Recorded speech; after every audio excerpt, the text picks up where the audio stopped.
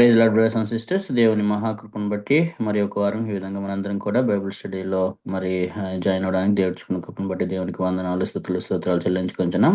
Starting prayer చేసుకుందాము. ఆ తర్వాత మరి పాట ద్వారా దేవుణ్ణి స్తుతిద్దాం.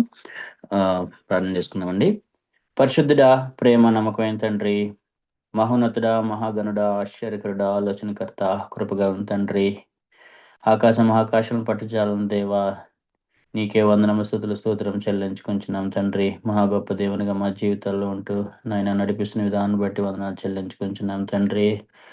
అయా ఏ యోగ్యత అర్హత లేనప్పటికీ నైనా మరి కేవలం నైనా మీ ఉచితమైన ప్రేమ కృప ద్వారా నైనా అయా నైనా మమ్మల్ని చూచినటువంటి దేవుడు నైనా అయా నైనా మా కొరకు మీ ప్రియ కుమారుడైన ప్రభు అయిన యేసుక్రీస్తు నైనా ఈ లోకానికి పంపించారు. ఆ కలువరి శిలువకి నైనా అప్పగించారు. అయా నైనా మరి ఆ యొక్క అయా నాయన కలువరి సిలువలో నాయన మరి కాచిన రక్తం ద్వారా మమ్మల్ని నాయన మరి పవిత్రపరిచి అయా నైనా మరి విడుదలను విమోచన దయచేసిన విధానం బట్టి వదనాలు చెల్లించుకుంటున్నాను తండ్రి.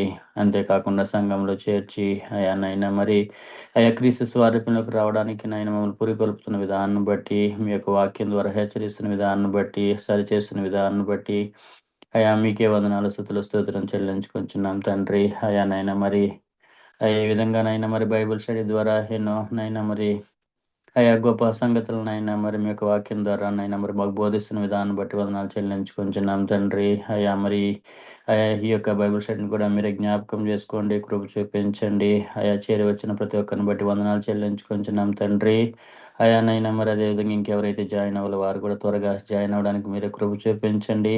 అయా పాట ద్వారా మీరే మరి మేము పొందండి. అదేవిధంగా నైనా మరి సత్యానందం అనుకుని జ్ఞాపకం చేసుకుని తండ్రి. అయా నైనా బిడ్డనైనా మీ యొక్క ఆత్మ నడిపింపులో శక్తి బలం చేతనైనా మరి అయా మా అందరికీ నేను ఏ విధమైనటువంటి నైనా మరి అయా నైనా మరి వాక్యం నైనా మరి మీరు సిద్ధపరిచారు నైనా మమ్మల్ని కూడా మా యొక్క నైనా మరి హృదయాలను సిద్ధపరచమని ప్రాధాయపడుచున్నాం తండ్రి. విన్నదాన్ని విడిచిపెట్టకుండా నైనా మరి మా జీవితాలు అన్వయించుకుని ముందుకు సాగులాగానే మాకు సహాయం దయచేయండి, కృప చూపించండి, మీరే సహాయం దయచేయండి. అయా మరి ఇంటర్నెట్ రిలేటెడ్ నైనా జూమ్ యూట్యూబ్లో ఎలాంటి డిస్టర్బెన్సెస్ లేకుండా అయా మీరే కృప చూపించమని సహాయం దయచేయమని ఆది నుండి అంతం వరకు బైబిల్ స్టడీ మీ చిత్త ప్రకారము నైనా మరి మీ యొక్క ప్రణాళిక ప్రకారం జరగడానికి కృప చూపించమని సహాయం దయచేయమని యేసు పరిశుద్ధ నామంలో అడిగి వేడుకుంటున్నాను తండ్రి. ఆమేన్.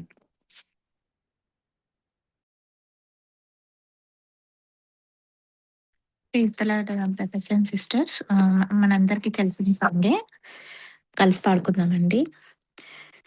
హల్లెలూయా పాడేదా, ప్రభు నిన్ను కొనియాడేదా. హల్లెలూయా పాడేదా, ప్రభు నిన్ను కొనియాడేదా. అన్ని వేళలయందునా నిన్ను పూజించి కీర్తింతును. అన్ని వేళలయందునా నిన్ను పూజించి కీర్తింతును. ప్రభువ నిన్ను నే కొనియాడేదా. హల్లెలూయా పాడేదా, ప్రభు నిన్ను కొనియాడేదా. వాగ్దానములానిచి నెరవేర్చువాడవు నీవే. వాగ్దానములానిచి నెరవేర్చువాడవు నీవే. నమ్మకమైన దేవా నన్ను కాపాడువాడవు నీవే. నమ్మకమైన దేవా నన్ను కాపాడువాడవు నీవే. ప్రభువా నిన్ను నే కొనియాడేదా. హల్లెలూయా పాడేదా, ప్రభు నిన్ను కొనియాడేదా. ఎందరు నిన్ను చూచిరో వారికి వెలుగు కలిగెన్. ఎందరు నిన్ను చూచిరో వారికి వారికి వెలుగు కలిగెన్ ప్రభువాని ఒలుగందితిన్ నా జీవంపు జ్యోతివి నీవే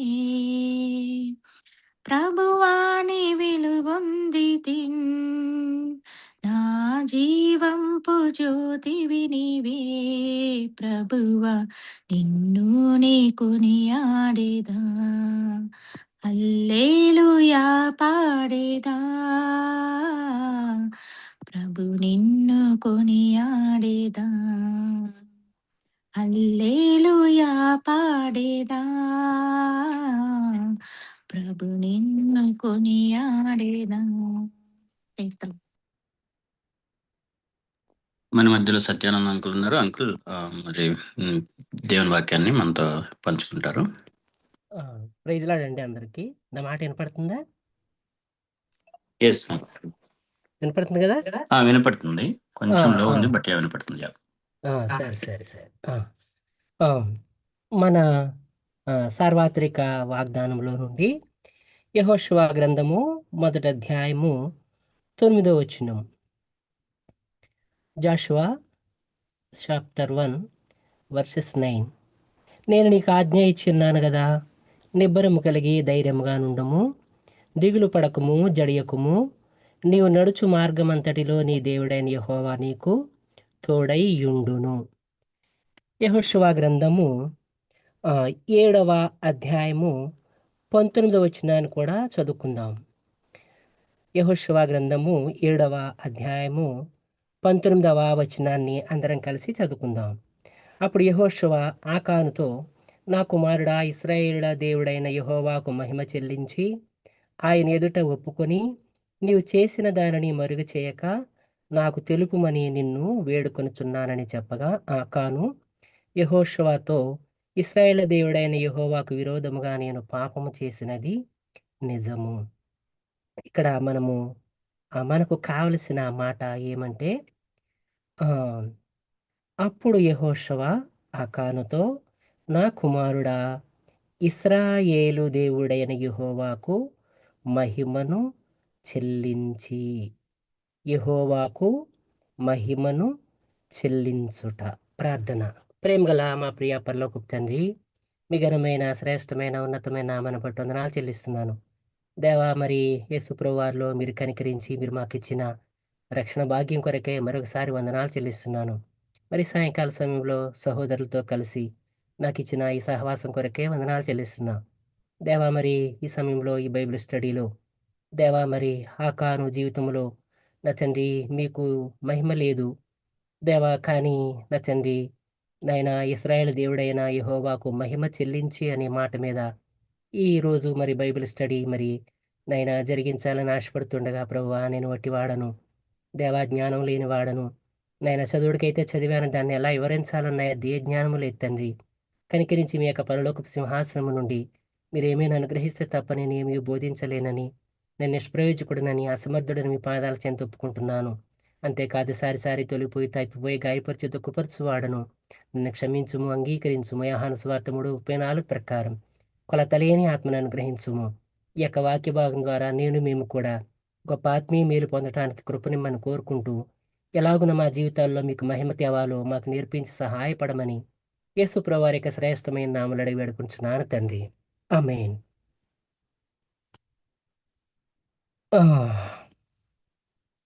అప్పుడు యెహోషువ ఆకానుతో, నా కుమారుడా, ఇశ్రాయేలు దేవుడైన యెహోవాకు మహిమ చెల్లించి ఆయన ఎదుట ఒప్పుకొని నీవు చేసిన దానిని మరుగు చేయక నాకు తెలుపుమని నిన్ను వేడుకొనుచున్నానని చెప్పగా, ఆకాను యెహోషువతో, ఇశ్రాయేలు దేవుడైన యెహోవాకు విరోధముగా నేను పాపము చేసినది నిజము. ఇక్కడ యెహోషువ మరి ఆ యొక్క ఆకాను ఆ పాపంలో పట్టబడినప్పుడు మరి ఆకానుతో ఏమంటున్నాడంటే, ఆకాను, నా కుమారుడా, ఇశ్రాయేలు దేవుడైన యెహోవాకు మహిమను చెల్లించు. అయితే మరి ఇక్కడ ఆకాను జీవితాన్ని బట్టి దేవునికి మహిమ లేదు. ఆ పాళ్యానికి, ఇశ్రాయేలు జనాంగానికి మహిమ లేదు. ఏం తీసుకొచ్చాడు? మహిమ చెల్లించవలసిన వ్యక్తి శాపాన్ని తెచ్చాడు. అసలు ఈ ఆకాను ఏ గోత్రానికి చెందినవాడని మనం చూస్తే గనక, ఏ గోత్రికుడు పైన 18 అధ్యాయాలు మనం చూస్తాము. యూదా గోత్రములోని జెరహు ముని మనవుడును, జబ్ది మనవుడును, కర్మీ కుమారుడైన ఆకాను పట్టబడెను. ఈ యొక్క ఆకాను ఏ గోత్రికుడు అని గనక మనం చూస్తే, ఇతను యోధా గోత్రికుడు. ఏ గోత్రికుడు? యోధా గోత్రికుడు. అసలు మరి ఈ బైబిల్ గ్రంథంలో యోధా గోత్రానికి ఉన్నటువంటి మరి క్వాలిటీస్ మరి అసలు ఏ గోత్రానికి లేవు. అసలు ఆదికాండము 29:35 వచనంలో, ఆదికాండము 29వ అధ్యాయము 35వ వచనంలో, ఆమె మరలా గర్భవతి అయి కుమారుని కని ఈసారి యెహోవాను స్తుతించెదననుకొని యోధా అని పేరు పెట్టెను. అసలు యోధా అనే మాటకు అర్థం ఏంటి అంటే స్తుతి అని అర్థము. యోధా అనే మాటకు అర్థం ఏంటి అని అంటే స్తుతి అని అర్థము. ఇంకా యోధా అంటే ఏంటి అంటే కీర్తనల గ్రంథము 60వ అధ్యాయము, కీర్తనల గ్రంథము 60వ అధ్యాయము 7వ వచనం. గిలాదు నాది, మనష్షే నాది, ఎఫ్రాయిము నాకు శిరస్రాణము, యోధాన రాజదండము. యోధా అంటే స్తుతి. రెండవది, యోధాను దేవుడు ఎట్లా చేసినాడంటే రాజదండముగా చేశాడు.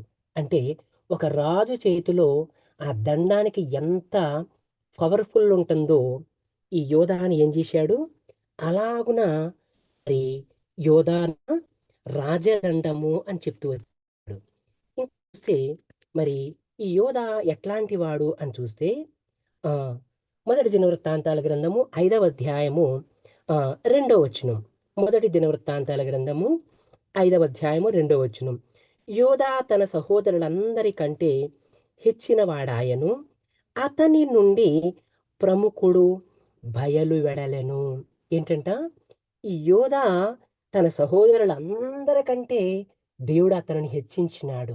అంతేకాదు ప్రముఖుడు అతనిలో నుండి బయలువెడెను. అంటే యేసుక్రీస్తు ప్రభువారు ఈ యొక్క యోధా గోత్రంలో నుండి వచ్చినారాయన. ఇది యోధాకున్నటువంటి శ్రేష్టత.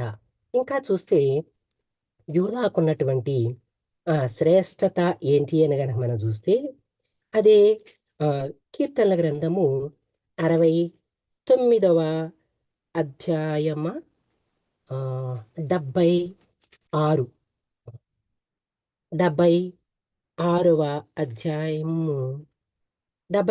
అధ్యాయము మొదటి వచనం. యోధాలో దేవుడు ప్రసిద్ధుడు, ఇశ్రాయేలులో ఆయన నామము గొప్పది. ఏంటంట, యోధాలో దేవుడు ప్రసిద్ధుడు. ఇప్పుడు మనం గనక ఒక్కొక్క దేశాన్ని మనం చూస్తే, లేక ఒక్కొక్కరి జీవితాన్ని మనం చూస్తే, వారిలో ఒక ప్రత్యేకత ఉంటుందన్నమాట, ఒక ప్రసిద్ధి ఉంటుందన్నమాట. ఒకళ్ళు ఫలానా మనిషి, మరి ఆ బ్రదరు ఎంతో జ్ఞానవంతుడు అంటాం, లేక ఫలానా వ్యక్తి అతను ఎంతో శ్రేష్ఠుడు అంటాం. లేక ఫలానా దేశము, ఫలానా ప్రాంతము ఒక్కొక్క దానికి ప్రసిద్ధి చెందిందిగా మనం చూస్తాము. అయితే ఈ యోధాలో ప్రసిద్ధి చెందింది ఏంటి అంటే అక్కడ దేవుడు ప్రసిద్ధి చెందాడు. ఆ యోధా దేశంలో ఈ సర్వసృష్టికర్త అయిన మరి దేవుడు ఆ యోధాలో ప్రసిద్ధి చెందినవాడు. ఆ యెరూషలేము దేవాలయం కానీ, అక్కడ జరిగే ఆరాధనలు కానీ, అక్కడ జరిగేటువంటి మరి ఈ సర్వ సృష్టికి మరి ఆధారభూతుడైన వాడు ఎక్కడున్నాడు అంటే ఆ యోధాలో ఉన్నాడు. యోధా దేనికి ప్రసిద్ధి అని గనక మనం చూస్తే యోధాలో దేవుడు ప్రసిద్ధుడు అని చూశాము. ఇంకా చూస్తే అదే కీర్తన గ్రంథము 78వ అధ్యాయము 78వ అధ్యాయము 67వ వచనం. పిమ్మట ఆయన యోసేపు గుడారమును అసహించుకొనెను, ఎఫ్రాయిము గోత్రమును కోరుకొనలేదు, యోధా గోత్రమును తాను ప్రేమించిన సియోను పర్వతమును ఆయన కోరికనను 12 గోత్రాలు ఉన్నప్పటికీ దేవుడు యోధా గోత్రాన్ని ఆయన కోరుకున్నాడు. యోధా నీవే నాకు కావాలా? అందరినీ విడిచిపెట్టి యోధాను ఆయన కోరుకున్నాడు. ఇంకా చూస్తే ఈ యోధాకున్నటువంటి శ్రేష్టతను గనక మనం చూస్తే యెషయా గ్రంథము 5వ అధ్యాయము 7వ వచనం.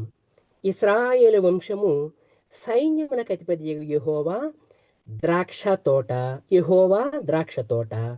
యోధా మనుషులు ఆయనకిష్టమైన వనము.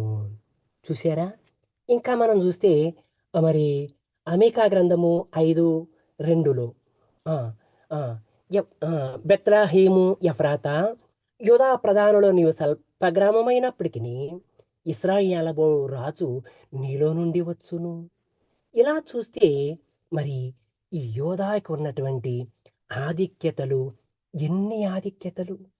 యోధా అంటే స్తుతి, యోధా రాజదండం వంటి వాడు, యోధాలో దేవుడు ప్రసిద్ధుడు, యోధా రాజదండము, యోధాను ఆయన కోరుకున్నాడు.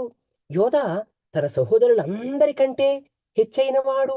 యోధా దేవుని దృష్టికి ద్రాక్షావనము. యోధా వారు ఆయనకిష్టులైన మనుష్యులు.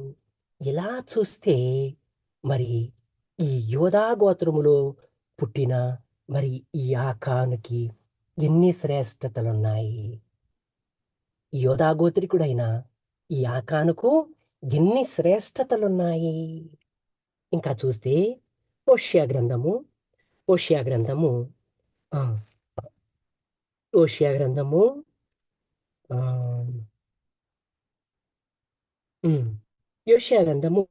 6వ అధ్యాయము 4వ వచనం. ఏమో నిన్ను నేనేమి చేతును యోధా, నిన్ను నేనేమి చేతును? తెల్లవారగానే కనపడు మేఘం ఎగిరిపోవునట్లును, ప్రాతకాలమున పడు మంచు ఆరిపోవునట్లును మీ భక్తి నిలువకపోవును. ఇక్కడ యోధాను గురించి దేవుడు ఏమని విచారిస్తున్నాడు అంటే, ఓ యోధా, నీ విషయమై నేనేమి చేతును? తెల్లవారగానే కనపడు మేఘం ఎగిరిపోవునట్లును, ప్రాతకాలమున పడు మంచు ఆరిపోవునట్లును మీ భక్తి నిలువకపోవును. ఓ యోధా, నీ విషయమై నేనేమి చేతును? యోధా, నీవెంతటి యోగ్యతలు కలిగిన వాడవు! నీ బ్రతుకు ఎంత యోగ్యమైంది! నేను కోరుకున్నానే, నిన్ను హెచ్చించినానే, నిన్ను రాజదండంగా చేశానే, నిన్ను స్తుతించేవానిగా చేశానే. ఈ భూజనులందరిలోనూ నేను నీ గోత్రంలో పుట్టడానికి నిన్ను ఎన్నుకున్నానే. ఇన్ని శ్రేష్టమైన లక్షణాలు నేను నీకు ఇస్తే నీవేం చేస్తున్నావు? ఏం చేస్తున్నావు? ఓ యోధా, నీ విషయమై నేనేమి చేతును? తెల్లవారగానే కనపడు మేఘం ఎగిరిపోవునట్లు. చూడండి, ఉదయాన్నే మనం లేవగానే బయట చూస్తే ఆకాశంలో ఎన్ని మేఘాలు ఉంటాయి. మరి సూర్యుడు ఉదరించిన తర్వాత మేఘాలు ఉంటాయా అండి? ఉండవు. ఏమంటున్నాడు ఇక్కడ యోధా భక్తిని? తెల్లవారగానే కనపడు మేఘం ఎగిరిపోవునట్లు నీ భక్తి ఎగిరిపోతుంది. ప్రాతకాలమున పడు మంచు ఆరిపోవునట్లు నీ భక్తి నిలవకపోవును. ఉదయకాలాన్నే పడు మంచు మరి రాను రాను ఆ సూర్యరశ్మి వేడికి ఏమవుతుందండి? కరిగిపోద్ది, ఆరిపోద్ది, ఇంకా అది కనపడదు. యోధా యొక్క భక్తిని ఎలా పోల్చినాడు దేవుడంటే, ఎగిరిపోయే మేఘంలాగా, ఎగిరిపోయే మంచులాగా దేవుడు ఆ యోధా భక్తిని పోల్చి, యోధా, నీ విషయమై నేనేమి చేతును? ఇక్కడ యెహోషువ అంటాడు కదా ఆకాను, ఇశ్రాయేలు దేవుడైన యెహోవాకు మహిమను చెల్లించు. ఎక్కడుంది మహిమ? ఏది మహిమ? మహిమ తేవలసిన వాడు శాపాన్ని తెచ్చాడు. మహిమకరంగా బ్రతకవలసిన వాడు శాపగ్రాహి అయి పాళెం వెలపట రాళ్లతో చావగొట్టబడ్డవాడు. ఏమైంది? యోధా భక్తి ఏమవుతుంది? ప్రాతకాలపు మంచు వలె, మేఘము వలె నీ భక్తి నిలువకపోవును. ఏమైపోయినాడు? మహిమకరంగా బ్రతకవలసిన ఈ యొక్క ఆకాను ఏమైనాడు? శాపగ్రస్తుడై పాళె వెలుపల చనిపోయినాడు. కానీ మరి ఎవరు దేవునికి మహిమ తెస్తారు? ఎవరు మరి దేవునికి మహిమ చెల్లిస్తారు? అసలు నిన్ను నన్ను దేవుడు ఎందుకు సృజించినాడు? చూడండి, 43వ అధ్యాయము యెషయా గ్రంథము, ఐజయా చాప్టర్ 43 వర్సెస్ 7. నా మహిమ నిమిత్తము నేను సృజించిన వారిని, నా నామం పెట్టబడిన వారందరినీ తెప్పించుము. ఈ లోకంలో నీవు నేను ఈ లోకంలో జన్మించి యేసు ప్రభువారిని అంగీకరించినాము అంటే, నిన్ను నన్ను దేవుడు ఎందుకు సృష్టించినాడు అంటే, నా మహిమ నిమిత్తము నేను సృజించిన వారిని, నా నామము పెట్టబడిన వారందరినీ తెప్పించుము. అసలు నీవు నేను ఎందుకు పుట్టాము ఈ లోకంలోనికి? ఎందుకు యేసు ప్రభువుని నమ్మినాము అంటే, ఆయన మహిమపరచటం కోసమే, ఆయన మహిమార్థమై బ్రతకాలనే ఆయన నిన్ను నన్ను సృజించినాడు. కానీ మరి మహిమ తేవలసిన ఆకాను ఏమైపోయాడు? పాళెం వెలుపలకెళ్ళిపోయినాడు, శాపగ్రస్తుడైపోయినాడు, నాశనమై నరకానికి పోయినాడు. కానీ మరి నీవు నేను మరి దేవునికి మహిమ తేవాలా? అందునిమిత్తమే నీవు నేను సృజించబడ్డాము.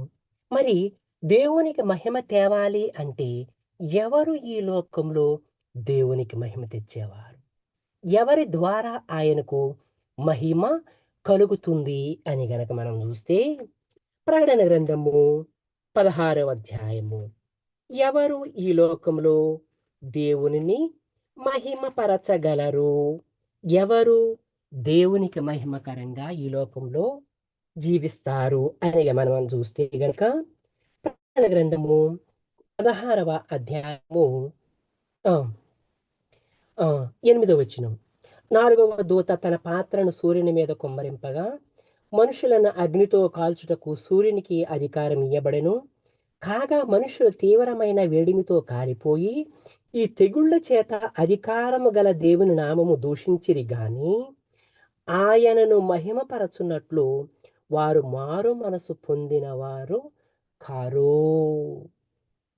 ఈ వాక్య భాగాన్ని బట్టి ఎవరు దేవునిని మహిమపరుస్తారు, ఎవరి ద్వారా దేవుడు మహిమ పొందుతాడు అని గనక మనం చూస్తే, కాగా మనుషులు తీవ్రమైన వేడిమితో కాలిపోయి ఈ తెగుడు చేత అధికారం గల దేవుని నామను దూషించిరి గాని ఆయనను మహిమపరచున్నట్లు వారు మారు మనసు పొందిన వారు కారు. అర్థమైందా మీకు ఇప్పుడు? ఎవరు దేవుని మహిమపరుస్తారు అంటే, ఎవరు ఈ లోకంలో మారు మనసు పొందుతారు, ఎవరు యేసు ప్రభు దేవుడని ఆయన నోటితో ఒప్పుకొని మరి హృదయమందు విశ్వసిస్తారు, వారి ద్వారానే దేవునికి మహిమ. ఎవరు ఆ మారు మనసు పొంది యేసు ప్రభు వారి నామములో బాప్తిసం పొంది మరి ఎవరైతే రక్షించబడతారో వారే దేవుని మహిమపరుస్తారు, వారి ద్వారానే దేవుడు మహిమ పొందుతారు. మరి ఈ యోధా గోత్రికుడైన ఆకాను జీవితంలో మరి ఇతను యోధా గోత్రికుడైనప్పటికీ, యోధా వారికి దేవుడు అన్ని లక్షణాలు ఇచ్చినప్పటికీ, స్తుతించువాడైనప్పటికీ, దేవుడు ఏర్పరచుకున్నవాడైనప్పటికీ, అందరికంటే హెచ్చించబడేవాడైనప్పటికీ, రాజదండం వలె ఉన్నప్పటికీ, యోధా ఆయన దృష్టికి ద్రాక్షావనం వలె ఉన్నప్పటికీ, యోధా మనుషులు ఆయనకి ఇష్టడైన మనుషులైనప్పటికీ, అంటే ఒక విధంగా మరి ఆ ఎర్ర సముద్రములో మరి ఆ మేఘం కింద వారు బాప్తిసం పొందిరి అని కొరింథీయులకు రాసిన పత్రిక 10వ అధ్యాయం మనం చూస్తాము. ఇతను ఆ మేఘం కింద వచ్చాడు, ఆ యొక్క ఎర్ర సముద్రాన్ని ఆ బాప్తిసం అనుభవం గుండా వచ్చాడు. దేవునికి ఇష్టడైన మారు మనసు పొందినాడు, దేవుని చేత ఏర్పరచబడ్డాడు, దేవుని స్తుతించేవాడు అయినప్పటికీ ఇతని జీవితాన్ని బట్టి దేవునికి మహిమ లేదు, శాపగ్రస్తునిగా మిగిలిపోయినాడు. కానీ మరి ఎవరు మహిమపరుస్తారు అంటే, ఇక్కడ చూసిన వాక్య భాగాన్ని బట్టి చూస్తే, ఎవరైతే మారు మనసు పొందుతారో వారే దేవునిని మహిమపరుస్తారు. మరి ఆకాను దేవుని మహింపరచలేకపోవడానికి గల కారణం ఏంటి అంటే, అతని నోటితో అతనే ఒప్పుకున్నాడు. ఏమంటే, నేను యెహోవాకు విరోధముగా చేసిన పాపము చేసిన మాట నిజము. నిజము.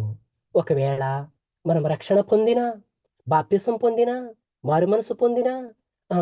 మనం ఆరాధన చేస్తున్నా, బలలో పాలు పొందుతున్నా, ఆ!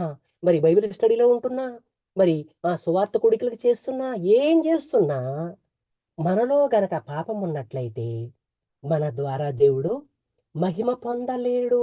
చూస్తామా? యోబు గ్రంథము 11వ అధ్యాయము.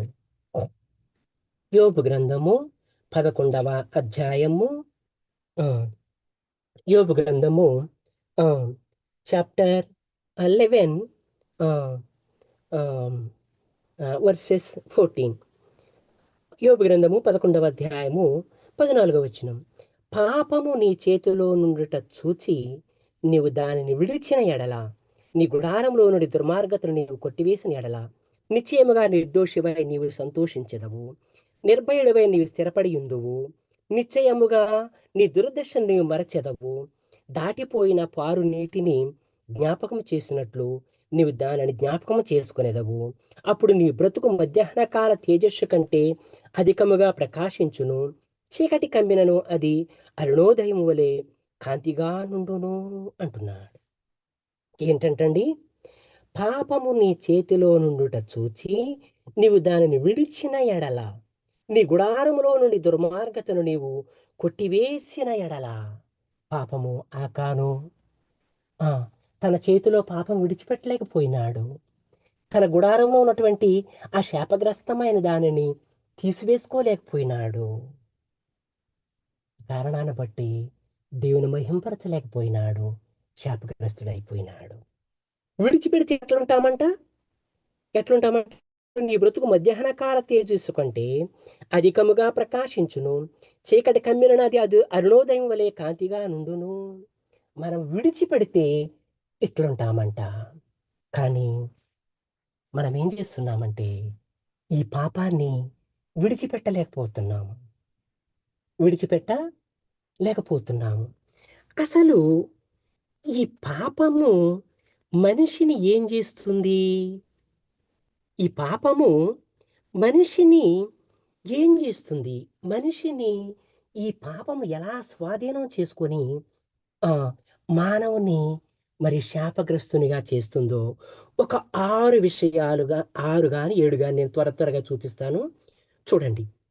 పాపము మానవుణ్ణి ఎలాగా బంధిస్తది? పాపము మానవుని జీవితాన్ని ఎలా స్వాధీనం చేసుకుంటది అని గనక చూస్తే, హెబ్రీయులకు రాసిన పత్రిక 3వ అధ్యాయము 13వ వచనం. హెబ్రీయులకు రాసిన పత్రిక హీబ్రూ చాప్టర్ 3 వర్సెస్ 13. హెబ్రీయులకు రాసిన పత్రిక 3వ అధ్యాయం 13వ వచనము. నేడు మీరు ఆయన శబ్దమును విని ఎడల కోపం పుట్టించినప్పటి వలె మీ హృదయములను కఠినపరచుకొనకూడని ఆయన చెప్పిన గనుక, పాపము వలన కలుగు భ్రమ చేత మీలో ఎవడునూ కఠినపరచబడకుండునట్లు. మొట్టమొదటిగా పాపానికి ఉన్న లక్ష్యం ఏంటి అంటే, పాపము వలన కలుగు భ్రమ చేత. పాపానికి ఉన్నటువంటి మొట్టమొదటి యొక్క లక్షణము లేక పాపమునకున్నటువంటి శక్తి ఏంటి అంటే, భ్రమపరిచే శక్తి ఉంటుందంట పాపానికి. ఏముంటుందండి? భ్రమపరిచే శక్తి. మీరు చూడండి, ఇన్ని మానభంగాలు జరుగుతున్నాయి, ఇన్ని మర్డర్లు జరుగుతున్నాయి, భార్యలు భర్తల్ని ఇంతమందిని చంపేస్తున్నారు, లేక భర్తలు భార్యలు ఇంతమంది చంపేస్తున్నారు, ఇన్ని బ్యాంకు దోపిడీలు జరుగుతున్నాయి, ఇన్ని అన్యాయాలు జరుగుతున్నాయి. వారు ఏమవుతున్నారు? ఏమవుతున్నారు? ఎక్కడో ఒక్కటి రేర్ పట్టుబడకుండా ఉంటారు, కానీ 99 మంది కూడా పట్టుబడతారు. కారణం ఏంటి అంటే, పాపానికి ఏముంది? భ్రమపరిచే శక్తి ఉంది. ఇదిగో నువ్వు నేను ఈరోజు చూశాను, భర్తను చంపేసి అక్రమ సంబంధం పెట్టుకుని భర్తని ఆయన ఈవిడి కలిసి భర్తను చంపేసి తెల్లారి పొద్దున్న ఏమి నాటకం చేస్తుంది? నా భర్త హార్ట్ అటాక్ వచ్చి చచ్చిపోయాడని చెప్పేసేసి పెద్ద పెద్ద అరుపులు అరుస్తుంటే నిజంగా పాపం అందరూ నమ్మేశారు. అందరూ నమ్మేసి ఇంకా అతన్ని దహనం చేయటానికి కూడా తీసుకెళ్ళిపోతుంటే అతని స్నేహితుడు ఒకడు గమనించాడు.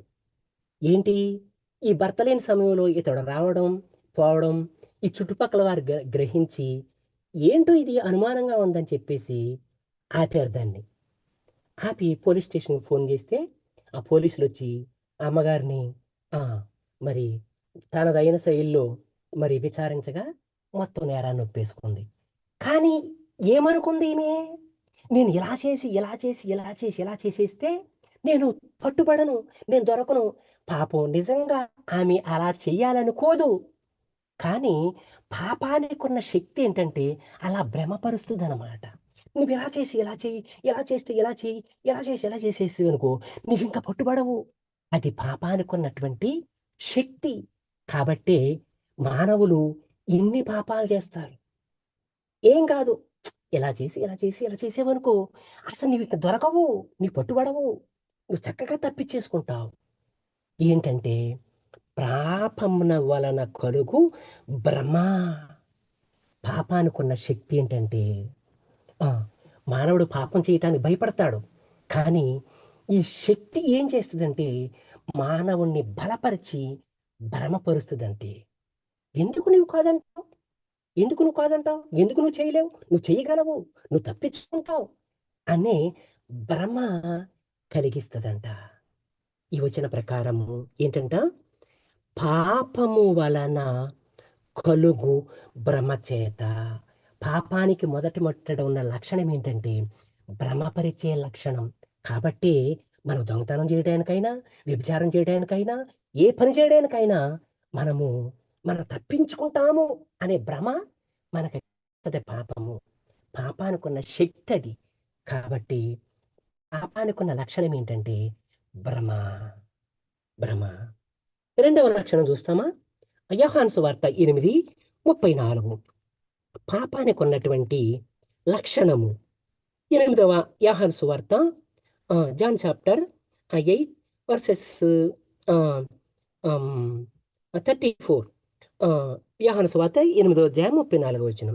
అందుకు యేసు, పాపము చేయు ప్రతివాడును పాపమునకు దాసుడని మీతో నిశ్చయముగా చెప్తున్నాను. ఏంటంట, పాపము చేయు ప్రతివాడు పాపమునకు దాసుడు. నువ్వు సరదాగా ఫ్రెండ్స్తో పార్టీకి వెళ్ళావు, అక్కడ ఒక సిగరెట్ తాగావు, ఇంకంతే. ఆ రోజు నుంచి నీకు ఆ సిగరెట్కి నీవు దాసుడివే. ఆ పార్టీకి వెళ్ళి ఆ ఫ్రెండ్స్తో సరదాగా ఆ రోజు నువ్వు మందు తాగావు, ఇంకంతే. ఇక నీకు అదే సమయానికి మరలా నీకు ఆ మందు కావాలా, అదే సమయానికి నీకు ఆ సిగరెట్ కావాలా. పాపము చేయు ప్రతివాడు పాపమునకు దాసుడు. ఒక్కసారి గనక నీవు పాపమునకు నీవు అలవాటు పడితే ఇక నీవు ఆ పాపమునికి ఎవరో నువ్వు దాసుడివే పాపానికి. విలాప వాక్యాల్లో ఒక మాట, చక్కని మాట ఉంటుంది చూడండి. విలాప వాక్య గ్రంథము 5వ అధ్యాయము 7వ వచనం. మా తండ్రులు పాపము చేసి గతించిపోయిరి, మేము వారి దోష శిక్ష అనుభవించుచున్నాము. దాసులు మాకు ప్రభులైరి, వారి వశము నుండి మమ్మల్ని విడిపింపగలవాడెవడు. ఏంటంట, పాపము చేయు ప్రతివాడు పాపమునకు దాసుడు. ఇక్కడ ఏమంటున్నాడు, దాసులు మాకు ప్రభులైరి, వారి వశము నుండి మమ్మల్ని విడిపించేవాడు ఎవడు. ఇప్పుడు ఈ పాపానికి నీవు దాసుడు అయిపోయినావు. ఇప్పుడు దీని నుండి విడిపించేవాళ్ళు ఎవరున్నారు? నీ పాపానికి ఇంకా బానిస అయిపోయావు, దాసుడు అయిపోయావు. పాపానికి ఉన్న శక్తి ఏంటంటే పాపము మనిషిని బానిసన చేస్తుందన్నమాట. ఇంకా చూస్తే రోమాపత్రిక 6వ అధ్యాయము 12వ వచనం. రోమాపత్రిక 6వ అధ్యాయము 12వ వచనం. రోమాపత్రిక 6వ అధ్యాయము 12వ వచనం. కాబట్టి శరీర దురాశలకు లోబడినట్లుగా చావునకు లోనైన మీ శరీరమందు పాపమును యాలనేయకుడి. ఏంటంటండి, మూడవది ఏంటి, పాపానికి ఉన్న శక్తి ఏంటి, పాపము మనల్ని ఏలద్దంట. పాపము మనల్ని భ్రమపరుస్తుంది, పాపము మనల్ని దాసులుగా చేసుకుంటది, పాపము మనల్ని ఏలుతుందంట. ఒకసారి గనక నీవు పాపానికి అలవాటు పడితే ఆ పాపము నీకు దాసుడు అయిపోతావు, నీవు ఆ పాపము నీకు ఏలికైపోతుందన్నమాట. నేనెంత మరి మొన్న ప్రేయర్ మీటింగ్ అయింది కదా మనకి, పోయిన ఇప్పుడు శుక్రవారం అనుకుంటా. ఆ రోజు నేను మా ఊర్లో ఆ రోజు బ్రదర్స్ ఆ వర్షిప్లో ఏం మెసేజ్ చెప్పారని చెప్పేసి నేను చూస్తుందామని నేను సెల్ ఫోను ఆన్ చేసి నేను చూస్తుంటే నాకు ఒక హెడ్డింగ్ కనపడింది, ఒక మెసేజ్ కనపడింది. ఏంటంటే, ఏర్పరచబడిన వారు సహితము కామమనే పాపంలో పడిపోవడానికి కారణమేంటి అని అక్కడ ఏదో ఒక హెడ్డింగ్ కనపడితే నేను దాన్ని ఏంటబ్బా ఇది అని చెప్పేసి నేను దాన్ని ఆన్ చేసేటప్పటికి ఆ మెసేజ్, ఆ సేవకుడు ఆ మెసేజ్ చెప్తున్నాడు. చెప్తుంటే ఆ కింద కామెంట్స్ పెడతారు కదా, ఆ కామెంట్స్లో ఏమొస్తుందంటే ఒక యవనస్తుడు పెట్టాడనమాట. ఏమనంటే, అన్నా నేను నిజంగా ఈ కామమనే పాపానికి నేను బానిసైపోయానన్నా. ఇదిగో ఇప్పుడే నేను ఆ ఫారెన్ మూవీ చూసి ఫారెన్ వీడియో చూసి ఇదిగో ఇప్పుడొచ్చి నేను వీడియో చూస్తున్నానన్నా, నీ మెసేజ్ వింటున్నానా, నీ మెసేజ్ పెట్టాడు అతను కింద. ఏం పెట్టాడు? ఆయనేమో దీనికోసం వర్తమానం చెప్తుంటే ఆ కింద వెంటనే ఏమని మెసేజ్ పెట్టాడంటే, ఆ యవనస్తుడంట, మరి ఎవరో నాకు తెలీదు, ఇదిగో ఇప్పుడే నేను ఆ ఫోర్న్ వీడియో చూసి వచ్చి నేను ఈ వాక్యం వింటున్నానన్నా, నేను దీన్ని మానుకోలేకపోతున్నానన్నా అని మెసేజ్ పెట్టాడు అతను. చూడండి, ఒక్కసారి గనక మనం పాపానికి అలవాటు పడితే ఆ పాపం మనకి యజమాని అయిపోతుంది అనమాట. మానాలన్నా నీవు మానలేవు. నేను ఆదివారం నేను ఆరాధనకి వెళ్తానంటే వద్దు, నువ్వు వెళ్ళొద్దు, నడు, ఇదిగో ఎట్టి వెళ్ళాలి నీవు. ఇదిగో నేను ఆ దొంగతనం నేను చేయను అంటే చేయడానికి కుదరదు, నువ్వు చెయ్యాలా, నీతో చేయిస్తుంది. వ్యభిచారం నేను ఇక చెయ్యలేను, నేను పరిశుద్ధంగా బ్రతుకుతాను, నేను బ్రతకనివ్వదు, లాక్కెళ్తుంది అంతే. కాబట్టి ఆ భక్తుడంతటి పౌలు గారే ఏమన్నాడు, ఆయన ఏమన్నాడు, ఈ పాపమునకు లోనగి ఈ శరీరము నుండి నన్ను ఎవడు విడిపించును, ఎవడు విడిపించును. పాపానికి ఉన్న శక్తి ఏంటంట, ఏలుతుందంట మనల పాపాన్ని. పాపం మనల్ని ఏం చేస్తుంది, ఏలుద్దంట. ఇంకా చూస్తే కీర్తన గ్రంథము 14వ అధ్యాయము 4వ వచనం, యెహోవాకు ప్రార్థన చేయక ఆహారం మింగునట్లు నా ప్రజలను మిరుగుచూ పాపము చేయవారందరికీ తెలియలేదా, పాపము చేయువారు బహుగా భయపడుదురు. ఏంటంటండి, పాపం చేస్తే నీవు ఆనందంగా ఉండలేవు. పాపం చేస్తే నీవు సందకాడ 9 గంటల పడుకుని తెల్లారికి నువ్వు లేవలేవు, నీకు అసలు నిద్రే పట్టదు, నీకు అన్నం తినబుద్ధి కాదు. ఏం చేస్తారంట, పాపము చేయువారు బహుగా భయపడతారంట. నీవు గనక నీ భార్య తెలియకుండా నీ పాపం చేస్తే, నీ భర్తకి తెలియకుండా పాపం చేస్తే, నీ తల్లిదండ్రులు తెలియకుండా పాపం చేస్తే, నీ కాలేజీలో లేక నీవు ఎక్కడైనా సరే నీవు గనక పాపం చేస్తే నీ హృదయములో శాంతి ఉండదు. భయం భయం భయం భయం భయం భయం అంటే మరలా బహుగా భయం అంట, బహు భయపడతారంట. కాబట్టి ఈ పాపం ఏం చేస్తుందంటే, పాపం చేయిస్తుంది, పాపం చేసిన తర్వాత భయము. ఈ పోలీసు వారు ఈ తప్పు చేసిన వాళ్ళు ఎలా పట్టుకుంటారంటే, అందరినీ పిలుస్తారనుకో, 10 మందిని పిలుస్తారు. ఆ 10 మందిలో తప్పు చేసినోడు ఎవడో వాళ్ళకి తెలుసు అంట. ఎలా తెలుసు అంటే, వాడికట్ట పైనుండి కిందకంట మొత్తం బీపీ డౌన్ అయిపోయినోడికి వెళ్ళి ఒళ్ళంతా చెమటలు పూసేస్తాయంట, పెదవులు ఆరిపోతాయంట, ఈ గొంతుక గుటకలు మింగుతాడంట. ఒక ఆయన చెప్తే నేను విన్నాను. పాపం ఏం చేస్తుందంటే భయపెట్టుద్ది అన్నమాట. పాపము చేయవారు బహుగా భయపడతారంట. ఇంకా చూస్తే సామెతల గ్రంథము 14:34, పాపం ఏం చేస్తుందా మనల్ని, పాపం ఏం చేస్తుంది మనల్ని అని చూస్తే 14:34 నీతి జనముల ఘనతకెక్కుటకు కారణం పాపము ప్రజలకు అవమానము తెచ్చింది. ఏంటంటండి? పాపం ఏం చేస్తుంది? ప్రజలకు అవమానం తెస్తుంది. నీతి జనముల ఘనతకెక్కటానికి కారణమైతే పాపము ప్రజలకు అవమానం తెస్తుంది. మా ఇంటి పక్కన ఒక కుర్రోడు ఉండేవాడు, రాజుల కుర్రోడు. వాడు నల్లగా, అసలు బాగోడు. వాళ్ళ మిస్సెస్, వాడి భార్య, వీడెంత అందహీనుడో ఆమె అంత అందగత్తి. అయితే కిరాణా కొట్టు పెట్టాడు. కిరాణా కొట్టు పెట్టి కిరాణా కొట్టు అమ్మటం ప్రారంభించాడు. ఆ కిరాణా కొట్టులో మందు సారా అమ్మటం ప్రారంభించాడు. వాడికి నాకు బామర్దులు వలస. నేను అన్నాను, ఒరేయ్ నీకేం పోయే కాలం వచ్చిందిరా, కిరాణా కొట్టు అనుకో, అది సహజమే. ఈ మందు అనేటప్పటికి అడ్డమైనడు వస్తాడురా, ఆ పని నాకు నచ్చలేదా. పర్వాలేదురా బామర్ది అన్నాడు. అని అలాగే ఆ మందు అమ్మటం ప్రారంభింతే ఆ మందు తాగుతున్నోడికి ఒకడికి ఈ అమ్మాయి అలవాటు పడింది. అలవాటు పడి వీడికి తెలిసింది, ఉరేసు చచ్చాడు. ఎప్పుడైతే అందరికీ తెలిసిపోయిందో, ఊరంతా అలరైపోయిందో, ఒకరోజు ఏం చేశాడంటే ఆమె సరే బాత్రూంలో ఇంటి ఎదురుగుండానే నడి రోడ్డు మీద ఊరేసుకుని చచ్చిపోయాడు. చూడండి, ఆడే కాదు, ఎంతమంది తల్లిదండ్రులు, ఎంతమంది భార్యలు, ఎంతమంది భర్తలు, ఎంతమంది మరి లోకంలో పాపం చేసి అవమానం చేత చచ్చిపోయేవారు, అవమానం చేత తలెత్తుకుని తిరగలేకుండా ఉండేవారు. ఎంతమంది లేరు లోకంలో? పాపమంట ఏం చేస్తుంది? పాపము ప్రజలకు అవమానం తెస్తుంది. ఇంకా చూస్తే సంఖ్యాకాండము 32:23, సంఖ్యాకాండము 32వ అధ్యాయము 23వ వచనం. యెహోవా దృష్టికి పాపము 3 మీరట్లు చేయని ఎడల యెహోవా దృష్టికి పాపము చేసిన వారగుదురు గనుక మీ పాపము మిమ్మును పట్టుకోను. ఏం చేస్తుందంట?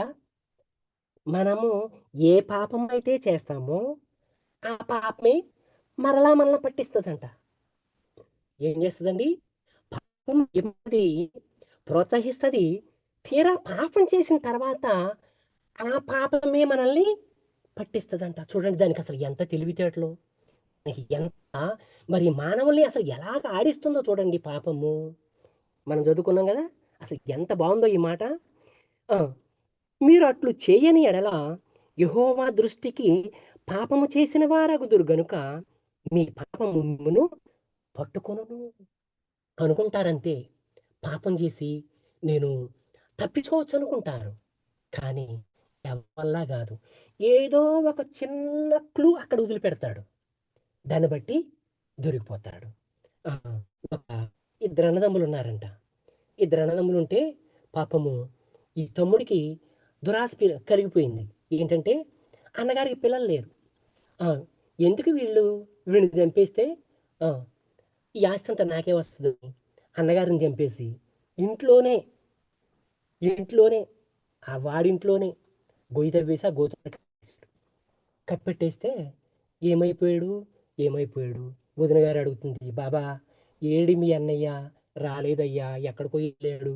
ఏమైపోయాడో? రాలేదు. వారం అయిపోయింది, నెల అయిపోయింది, సంవత్సరం అయిపోయింది, పోలీస్ కేసు పెట్టారు, అయినా దొరకలేదు.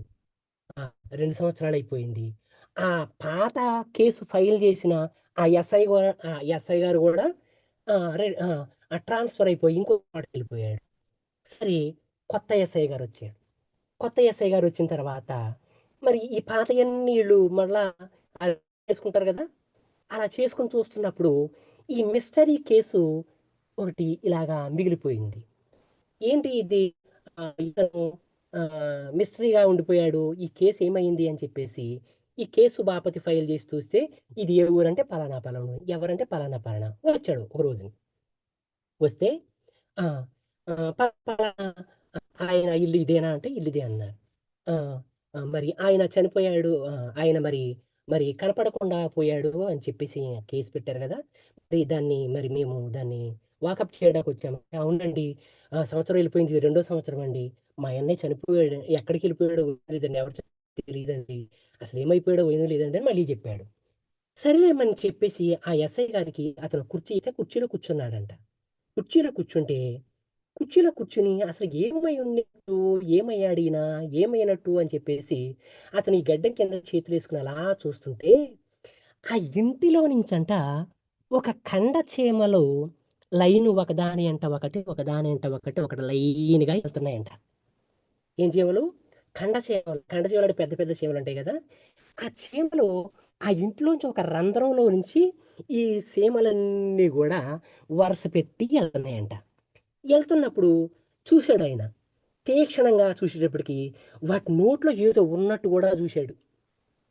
అప్పుడు ఏం చేశాడంటే, అందులో ఒక సీమను పట్టుకొని, ఆ నోట్లో ఉన్నటువంటి చిన్న ఇసక రేణువు అంత ఉన్నటువంటి ఆ పదార్థాన్ని తీసుకొని పట్టుకెళ్ళి దానికి ల్యాబ్‌కిచ్చాడంట. ల్యాబ్‌కిస్తే అసలు ఇది ఏంటిది? ఈ సీమలు ఆ ఇంట్లో నుంచి ఇలా పట్టుకొని వెళ్తున్నాయి. ఇది ఏమండా అని చెప్పి ల్యాబ్‌కిస్తే, అది మనిషి శరీరం అని ల్యాబ్ వాళ్ళు చెప్పారు. వెంటనే వచ్చాడు. ఆ గొయ్యి అక్కడ తవ్విచ్చాడు. తవ్విచ్చి చూడగా అక్కడ శరీరం ఉంది. ఎవరు చంపారు? తమ్ముడు చంపాడు. ఏం చేసింది పాపము? మీ పాపము పాపం చేయిస్తది, పట్టించేది గూడా పాపమే. పాపమే. ఆఖరికి ఒకటి చూద్దామా? యెషయా గ్రంథము 59:12. యెషయా గ్రంథము 59:12.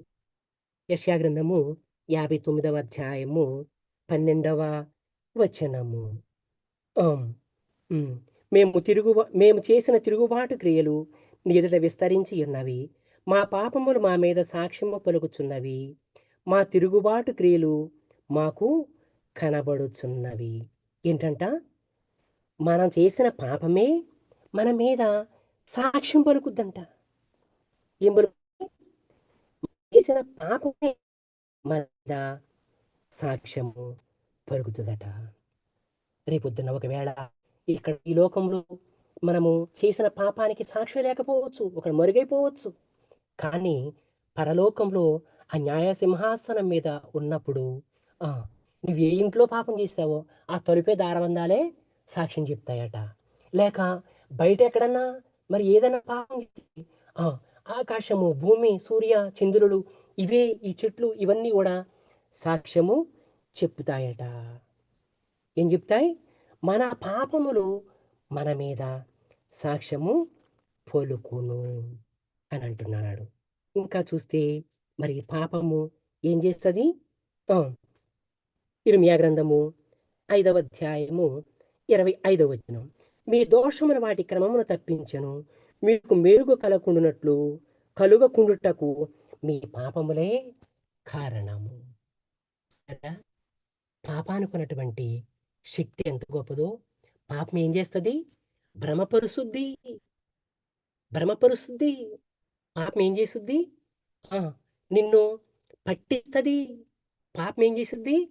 బహుగా భయపడినట్లు చేస్తది. పాపం ఏం చేసుద్ది? ఆ! అవమానం తెచ్చుద్ది. పాపం ఏం చేసుద్ది? దాసునిగా చేసుకుంటది. పాపం ఏం చేస్తుంది? నిన్ను నన్ను ఏలుతుంది. పాపం ఏం చేసిద్దంటే పట్టిస్తది. పాపము మన మీద సాక్ష్యం పలుకుద్ది. పాపం ఏం చేసిద్దంటే నీకు నాకు మేలు కలగకుండా కీడు రప్పించి దేవుని నుండి దూరపరుస్తుంది. ఆ కాను జీవితంలో జరిగింది ఇదే. ఇదే భ్రమపరిచింది. చూశాడు, ఆశించాడు, తెచ్చుకున్నాడు. ఆ! దేవునికి మహిమ తేవలసిన వాడు శాపగ్రస్తుడిగా మిగిలిపోయినాడు. ఎవరు దేవునికి మహిమ తేగలరు అని చూస్తే మనం అక్కడ చూసాము. ఎవరైతే మరి ఆ!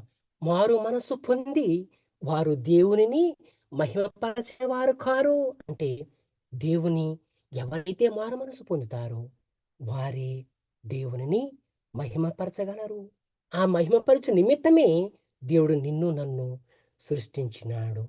కానీ యోధాగోత్రికుడైన ఆకాను అతను అన్ని యోగ్యతలు కలిగినా కూడా తన యోగ్యతలన్నిటినీ పాడు చేసుకున్నాడు. దేవుని మహిమపరచలేకపోయినాడు. శాపగ్రస్తునిగా మిగిలిపోయినాడు. ఆకానే కాదు.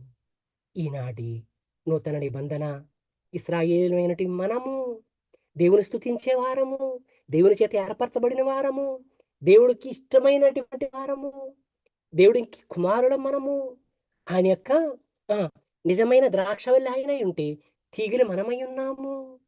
ఆ! దేవుడు ఈ లోకంలో నుండి, అందరిలో నుండి నిన్ను, నన్ను ఏర్పరచుకున్నాడాయన. మరి కొరింథీయులకు రాసిన పత్రిక 6వ అధ్యాయం ప్రకారము నీ దేహము, నా దేహము ఆయనకు దేవాలయముగా ఆయన చేసుకున్నాడు. ఇన్ని యోగ్యతలు దేవుడు మనకు కూడా ఇచ్చినాడు. కానీ రక్షణ పొందినాము, మారు మనసు పొందినాము, బలలో పాలు పొందుతున్నాము, ఆరాధన చేస్తున్నాము, బైబిల్ స్టడీ అంటున్నాము, సువార్త కూడికలు అంటున్నాము. కానీ నిన్ను బట్టి, నన్ను బట్టి దేవునికి మహిమ ఉందా? దేవుని మహింపరుస్తున్నామా? లేక ఆ కానువలే మనము కూడా శాపగ్రస్తులమవుతున్నామా? ఈ నూతన సంవత్సరంలో మరి ఈ యొక్క ప్రారంభంలో నీవు నేనున్నాము. దేవుడు ఎందుకు సృష్టించాడు నిన్ను నన్ను అంటే ఆయనను మహిమపరచాలని. ఆయన మహిమ కొరకు నిన్ను నన్ను మరి ఆయన సృష్టించినాడు. నిన్ను నన్ను మరి ఆయన మహిమ కొరకు మనం మారుమనసు పొంది పాపక్షమాపణ పొంది ప్రభువును దినదినము మన జీవితం ద్వారా ఆయన మహిమపరచాలని ఆయన నిన్ను నన్ను సృష్టించినాడు. ఆ కనువలే మరి శాపగ్రస్తులమవుదామా? లేక మారు మనసు పొంది ప్రభువును మహిమపరుచుదామా? ఈ నూతన సంవత్సరంలో మొదటి నెలలో తొలి దినాలలో ఉన్నాము. మరి ఈ సంవత్సరం అంతయు కూడా దేవుడు నిన్ను బట్టి నన్ను బట్టి ఆయన మహిమ పొందాలని చూస్తున్నాడు. కాబట్టి అలాంటి మహిమకరమైన జీవితాన్ని నీవు నేను జీవించుదాం. అలాంటి భ్రమపరిచే పాపానికి, ఆ పాపానికి దాసులుగా, ఏలికగా ఇలాంటి పాప లక్షణాలు మనలో ఏమీ లేకుండా యోబు చెప్పినట్లు పాపముని చేతిలో ఉండుట చూచి దానిని విడిచిన ఎడల నువ్వెట్లుంటావు? నువ్వు తేజరెల్లుతావు, మధ్యాహ్నకాలమందు సూర్యుని వలె వెలుగుతావు, దేవుని మహిమపరుస్తావని మరి యోబు ఎలాగైతే చెప్పినాడో అలాంటి మహిమపరిచే జీవితాన్ని దేవుడు నీకు నాకు అనుగ్రహించునుగాక. ఆమేన్, ఆమేన్.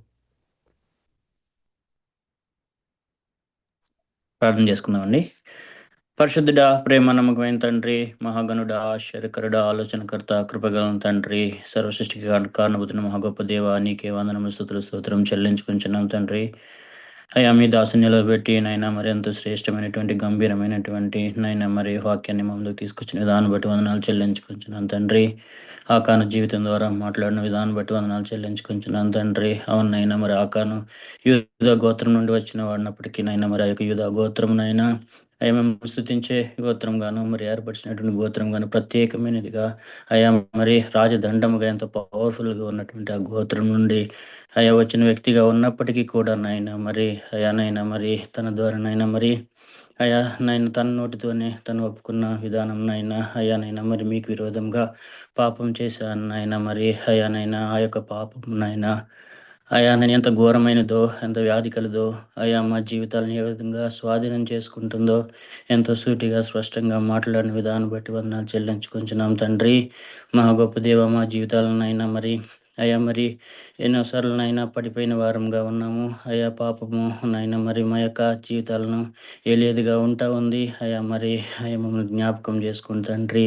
అయ్యా నైనా మరి అయ్యా నైనా భ్రమపరిచే పాపం నుండి అయ్యా మమ్మల్ని నైనా మరి విడిపించమని ప్రాధేయపడుచున్నాం తండ్రి. అయ్యా మరి పాపం ద్వారానైనా మరి మేము దాసులుగా నైనా మరి అయ్యానైనా ఏ పరిస్థితినైనా మీరే జ్ఞాపకం చేసుకుని తండ్రి కృప చూపించండి. పాపమునైనా మరి అయ్యా మా జీవితాలను ఏలేటువంటి నైనా మరి పరిస్థితిలో ఉంటుండగా మీరే జ్ఞాపకం చేసుకుని తండ్రి. అయ్యానైనా అయ్యా పాపం ద్వారా నైనా ఎంతో మరి భయము నైనా బహుభయం కలుగుతుంది. అయ్యానైనా మరి పాపము నైనా మరి పట్టించే పాపముగా ఉంటా ఉంది. పాపము నైనా మరి అయ్యా మా జీవితాల్లో నైనా మరి అవమానం తీసుకొచ్చేదిగా ఉంటున్నట్లయితే మీరు క్షమించమని ప్రాధేయపడుచున్నాం తండ్రి.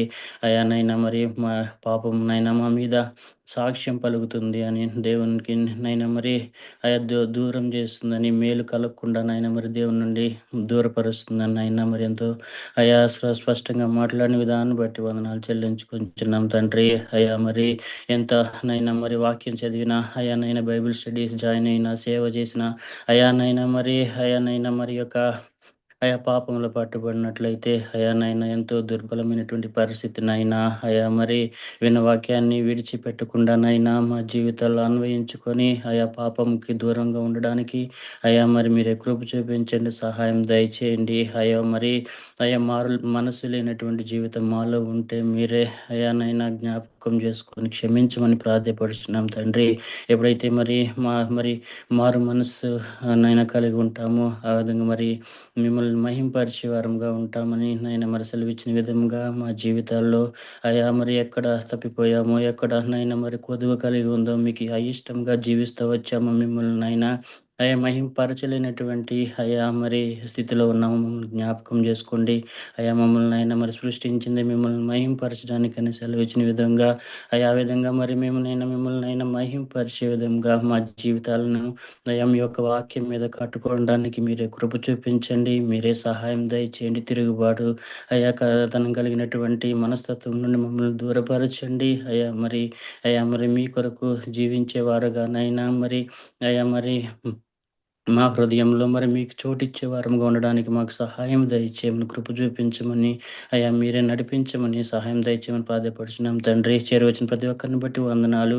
అయా మరి మీరే కృప చూపించండి, సహాయం దయచేయండి. ఎవరైతే నైనా మరి సిక్నెస్తో ఉన్నారో వారిని జ్ఞాపకం చేసుకుని స్వస్థపరచమని ప్రాధేయపడుచున్నాం తండ్రి. అయా ఎవరైతే చెప్పుకోలేనటువంటి పరిస్థితుల్లో ఉన్నారో వారిని జ్ఞాపకం చేసుకుని మీరే సహాయం దయచేయమని ప్రాధేయపడుచున్నాం తండ్రి. కృప చూపించండి, మీరే సహాయం దయచేయండి. నైనా మరి నెక్స్ట్ 2-3 డేస్ నైనా మరి ఇంక్లైన్డ్ వెదర్ ఉండబోతుండగా మీరే జ్ఞాపకం చేసుకోండి. అందరినైనా మరి సేఫ్గా మరి మీరే ప్రొటెక్ట్ చేయమని, కృప చూపించమని, సహాయం దయచేయమని అయా మీరే నైనా మరి జ్ఞాపకం చేసుకోమని యేసు పరిశుద్ధ నామములో అడిగి వేడుకుంటున్నాం తండ్రి. ఆమేన్. ఆమేన్.